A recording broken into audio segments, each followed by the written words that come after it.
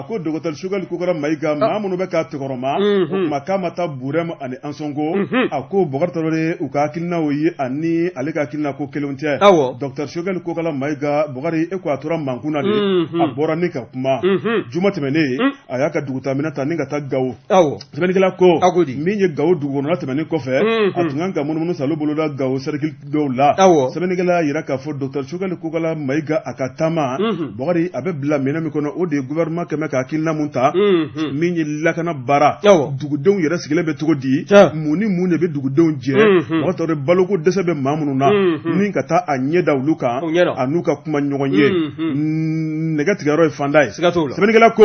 a ko Dr Choguel Kokala Maïga a cunen Gawo kɔnɔ Bokar Traoré min ye Gawo gouverneur ye ale de kɔni ye jamana ka ciden kɛrɛnkɛrɛnnen dugu kɔnɔ n'i ye jateminɛ kɛ i b'a fɔ ko région masakɛ ale de bɛ dugu dɔn dugu tagabolo fɛn minnu bɛ yen ale de bɛ sunɔgɔ ye Bokar Traoré ko gouverneur de y'i kanto ale Choguel Kokala Maïga ma jamana premier ministre i ye ŋaniya min siri ka bɔ Bamakɔ ne tɛ fɛ abada i ka taa ni gouverneur ko k'i ka dan yɔrɔ min i kan ka dan ye sabu ni maa bɛ ɲɛ dɔn ka bɛ ɲɛbɔ kan a ciliko b'o kɔnɔ min ye gouverneur ye a ko Choguel e y'i ka programme kɛ ni ka programme di an ma nka anw de bɛ dugu kɔnɔ anw de bɛ sigi kɔnɔna la an y'an sigi ka jateminɛ kɛ ni ka miiri kɛ Ansongo Burem o taalen min ŋaniya b'i bolo a bila sɛbɛnnikɛla ko a ko Dr Choguel Kokala Maïga n'ale tun ye juru kun sama gouverneur bolo ale ko wɛrɛ ɲinina don sabu gouverneur o de ye ale ɲɛminɛ ye o kuma ale kan ka baara o baara kɛ a bɛɛ lajɛlen bɛ fara ale de la n'ale ye min fɔ ka ban a kan ka to la sɛbɛnnikɛla ko a ko gouverneur ko i ka to Gawo kɔnɔna la Ansongokaw Buremkaw n b'u bɛɛ lajɛlen wele ka na ni maa minnu kan ka kuma an bɛ jɛ an bɛ foroba kuma kɛ Gawo kɔnɔ sɛbɛnnikɛla ko o foroba kuma kɔni n'a ŋaniya kura sigida Bokar Traoré k'a kɛra hɛrɛ ani karama la Dr Choguel Kokala Maïga ani maa minnu kun kan ka kuma Burem ni Ansongo o kuma k'a cɛbaw a n'a musobaw u bɛɛ de nana Gawo dugu kɔnɔna la sɛbɛnnikɛla ko a ko min ye duguden tɔw ye n'a tun kan ka taa ɲɛ dɔw kan Choguel Kokala Maïga a ye yafa ɲini kɛ olu fɛ k'a yira k'a fɔ ko balilen o bɛ kusudalen sa ko ale ma sira abada lakana baara danba ka cɛdenw na Mali finitigilakaw u bɛ ka baara min kɛ bi armée monte en puissance Bokari ko ye ɲɛdimi ye kɔnɔdimi tɛ a ko ale tɛna siran ka taa Mali dugu si la k'a ka cɛbaw to a kɔkɔrɔ ka Mali armée to yen mun de bɛ anw jɛ bi pankuru bɛ yen kɛlɛkɛminɛw bɛ yen cɛdenw bɛ yen a ko min kɔni ale ka taama ye dɛ k'a bɔra ma ka sababu kɛ gouverneur ka hakilina ye o tuma ko hali ni sini ni gouverneur ko ale ma k'a ka taa o tuma ko kɔsɔkɔsɔ ale bɛ taa sɛbɛnnikɛla ko a ko maa minnu bɛ k'a yɛrɛ ka bɔ Choguel Kokala Maïga o tuma k'a siranna de min ye lakana baara ye a ko ale bɛ se ka siran cogo di maa dɔw de bɛ ka sa k'u nin di jamana ma don o don maa dɔw de bɛ sa a ko n'ale taara dun k'ulu ka fisa n'ale ye sɛbɛnnikɛla ko a ko n'i ye ko taabolo lajɛ a ko ale Choguel ale de ye jamanakuntigi min ye premier ministre ye jamanakuntigi ka danaba jamanakuntigi mana ale bila baara o baara la ale b'o baara kɛ ka s'a dan na a ko hali ni sini ni jamanakuntigi ko ma k'a ka taa Kidali k'ale bolibaatɔ bɛ taa min ye an ka jamana fan o fan ye ale bolibaatɔ bɛ taa o kuma k'a yira k'a fɔ min ye ale burujabaw ye ko nin tɛ dɔwɛrɛ nin ye politiki juguya ye ko ye ale Choguel Kokala Maïga a dɛsɛra ka taa Ansongo a dɛsɛra ka taa Burem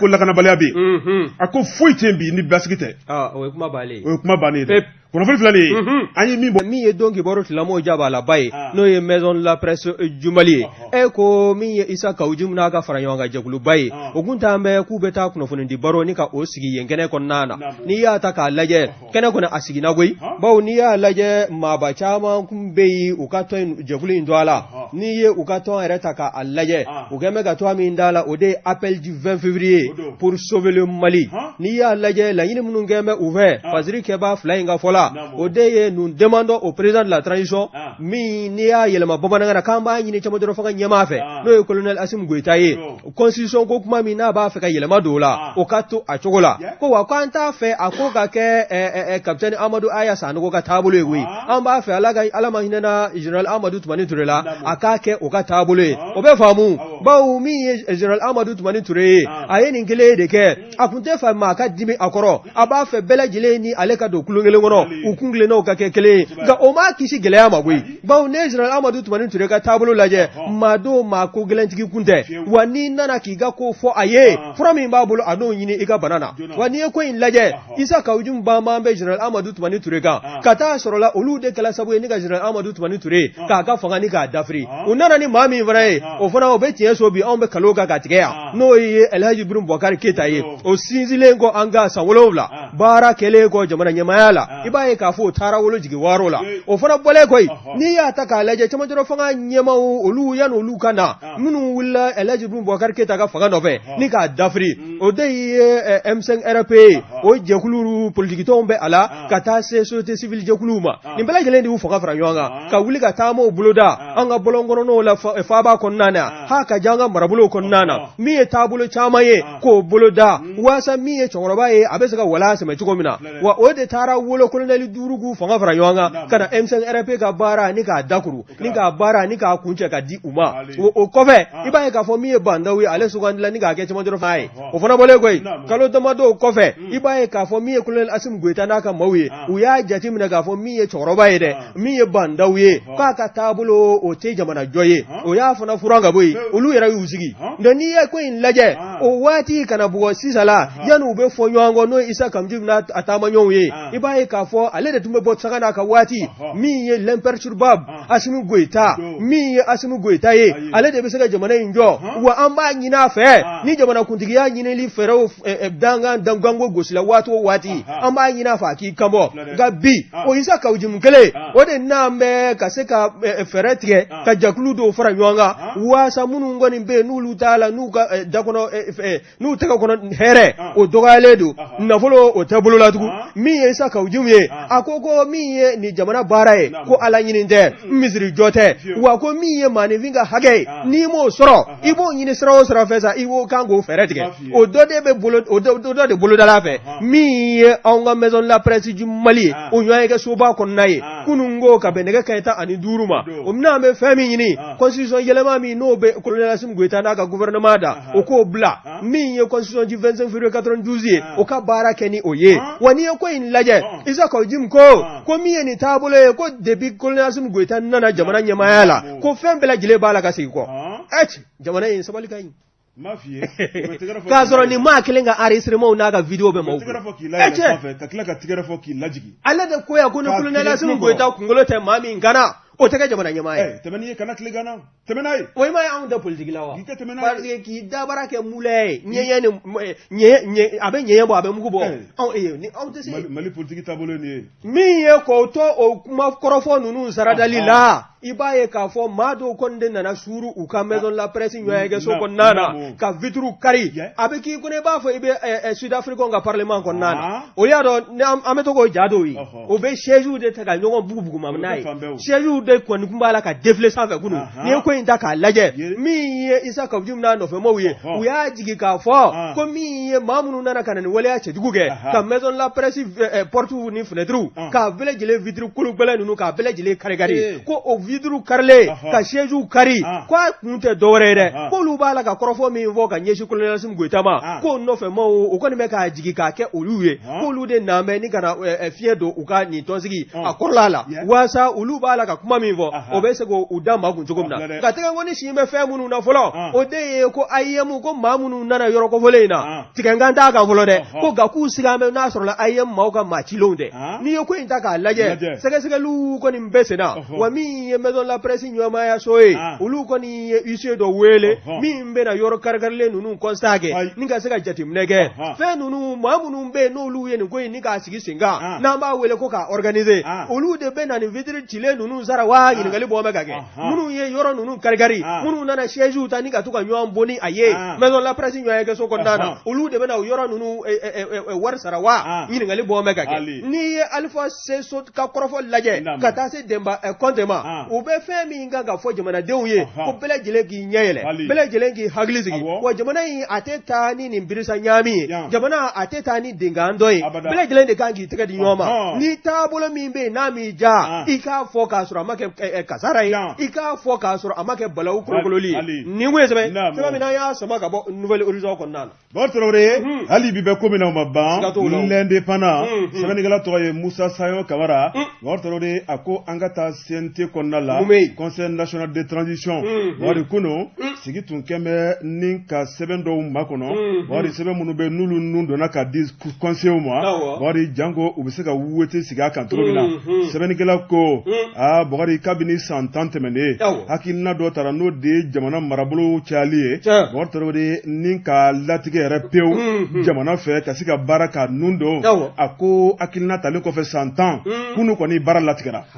sɛbɛnnikɛla ko a ko min ye colonel i b'a ye k'a fɔ min ye CNT ɲɛmaw ye Bakari Tarawele kunun laɲini tun kɛ b'u fɛ k'u kana lajɛ la lajɛ min don lajɛ gansan tɛ lajɛ belebele sabu min ye projet 6 ye o tun dan b'u ka tabali kan Bakari Tarawele nka la kumaba o kun ye min ye Bakari jamanadenw sigilen bɛ ka min ba kɔnɔ o de ye EJ ale min sigira sen ale ka baaraw bɛ se ka waleya n'i ye EJ ko fɔ Bakari o ye autorité indépendante de gestion des élections ye Bakari Tarawele olu kɔni sugandira jamana marabaaw fɛ nka min y'u ka baara ye Bakari ngɔri don bɛ Allah sabu min ye jamana ka mara mabɔlu ye n'o baaraw ma sigi sen kan k'o waleya k'a kɛ sɛbɛnfura ye k'a d'u ma o baara tɛna se ka kɛ sɛbɛnnikɛla ko a ko kunun ŋɔni belebele o bɔra EJ baarakɛlaw sen na a ko n'i ye découpage lajɛ Bakari maa minnu ye kala fili kunun min ye maa 100 ani maa 27 ye a ko n'i y'a lajɛ maa 1 o y'a yɛrɛ minɛ sɛbɛnnikɛla ko a k'u tilala ka segin a kan tuguni maa 100 ni maa 28 o ye kala fili kulu jɛna ni découpage hakilinaw ye maa 1 y'a yɛrɛ minɛ tuguni min ye maa 100 ni maa 26 sabanan la maa 1 y'a yɛrɛ minɛ tuguni Bakari u y'a yira k'a fɔ baara in kɔni o kuma a kɛra ka ban min kɔni baara in a timina conseil fɛ min ye sira kɔni a dira jamana marabaaw ma ayiwa découpage kura jamana ɲɛmaaw ye laɲini mun kɛ k'a laɲini filɛ sɛbɛnnikɛla ko a ko n'i ye découpage kura in lajɛ Mali a bɛna bila minɛn kura min kɔnɔ o ye faaba 1 n'o ye district 1 ye Mali a bɛna kɛ région 19 ye Mali bɛna kɛ cercle 156 ye Mali a bɛna kɛ arrondissement 468 ye 66 ye Mali a bɛna kɛ commune 819 ye sɛbɛnnikɛla ko a ko bɛn kɛra fɛn min ma sɔn kɛra fɛn min ma Bakari o de filɛ nin ye o tigɛ nɔ bilala o taara k'o di min ye jamana ɲɛmaaw ma debito u ka baara min tun ŋaniyalen bɛ a baara bannen filɛ nin ye sɛbɛnnikɛla ko a ko a tɔ tora jamana kuntigi ye ni ka se ka baara in k'a latigɛ k'a di min ye EJ baarakɛlaw ma Bakari Tarawele u kan ka munumunu salo kɛ yɔrɔ minnu kɔnɔ min ye faamu bɛ faamu kɔnɔna la Bakari Tarawele i b'a ye k'a fɔ o de gɛlɛya tun bɛ jamana in kɔnɔ fo ka dama tɛmɛ sabu min ye marakura mun bɔra dugu dɔw bɛ hali sini olu ma jɛn n'a ye k'olu bɛ taa fara yɔrɔ kan o min bɛ yen bi o ka ca dɛ sɛbɛnnikɛla ko Bakari Tarawele n'i ye ko taabolo lajɛ a ko ni marakura mun filɛ nin ye Bakari Tarawele ko nin bɛna kɛ sababu ye ne ka nafasɔrɔ sira caman walankata sabu min ye commune caman k'o de farala Bamako kan n'i ye Bamako lajɛ Bakari ko Bamako kɔni walankatara de ni k'a kɛ jamana kuturu yɛrɛ ye a ko min kɔni ye Bamako ye projet mun bɛ yen n'o ye Grand Bamako ye ko projet kɔni k'a bɛna ka baara kura ninnu don commune 1 sigibaa tɛ se k'i waso anw kalabankɔrɔkaw la tuguni o banna aw farala an kan aw farala an kan an bɔra togoda la aw farala an kan découpage kura barika kalabankɔrɔkaw kɛra Bamakɔ ye sɛbɛnnikɛla ko kunun ko bɛ ka fɛn in lajɛ miirila maa fɔlɔ na o ye ala danko fara an kan sa sinon aw mɛna togoda la waso man ɲi sɛbɛnnikɛla ko Bakari Tarawele a ko n'i ye nin baara kura in lajɛ geren kura bɔ tɛ taa wɔyɔ kɔ dɛ nafolo min kan ka ɲini ni ka ɲɛma kuraw ka so jɔ baarakɛminɛnw k'olu ɲini ka di kominiw ma Bakari Tarawele ko i bɛ t'i jɔ safari miliyari 200 ani 63 la min ye o tɛ nafoloncini ye jamana marabaaw k'u kan ka ko bɛɛ lajɛlen de sigi sen kan Bakari nafolo in bɛ se ka ɲini cogo min na n'a dumaya k'a fɔ ko min ye région cayara gouverneur kuraw sigiyɔrɔ min ye préfet sigiyɔrɔ sous préfet sigiyɔrɔ Bakari Tarawele ko nin bɛɛ de kan ka jɔ ka minɛnw k'a kɔnɔ baara kan ka kɛ ni hakilina kura minnu ye nafasɔrɔ siraw la ni ka tila ka na n'olu ye a ko min ye transition ɲɛma k'olu tɛna se ka nin bɛɛ kɛ koyi maa min bɛna olu kɔfɛ k'o ka baara fɔlɔ kan ka bɛn nin ma kunnafoni filɛ nin ye an ye min bɔ indépendant